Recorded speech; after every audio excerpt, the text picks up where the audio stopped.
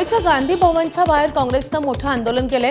प्रदेशाध्यक्ष हर्षवर्धन सपकाळ आणि विजय वडेट्टीवार यांच्या उपस्थितीत कार्यकर्ते रस्त्यावर आंदोलनाला बसले। गांधी भवनबाहेर मोठ्या प्रमाणात पोलिसांचा बंदोबस्त तैनात होता।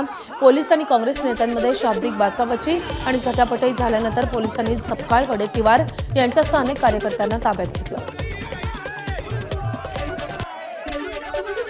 काँग्रेस पक्ष राहुल गांधी जी लोकतांत्रिक पद्धतीने जे काल निषेध करण्यासाठी पंतप्रधानाकडे गेले होते आणि त्यांच्यावर ज्याप्रमाणे हल्ला करण्यात आलेला आहे त्याचा निषेध आज या महाराष्ट्र प्रदेश काँग्रेसच्या वतीने आम्ही करतोय। पण आज भाजप सुद्धा काँग्रेसच्या कार्यालयावरती आंदोलन करणार आहे। कसं भाजपला कुठल्याही प्रकारचे आंदोलन करण्याचा अधिकार नाही आहे। काँग्रेस पक्ष राहुल गांधीजी खरगेजी या देशाच्या लोकतंत्राला देशाची लोकशाहीला संविधानाला वाचवण्याची लढा लढत आहेत आणि हे जे दोषी मंत्री आहेत त्या मंत्र्यांना वाचवण्याचा प्रयत्न करत आहेत।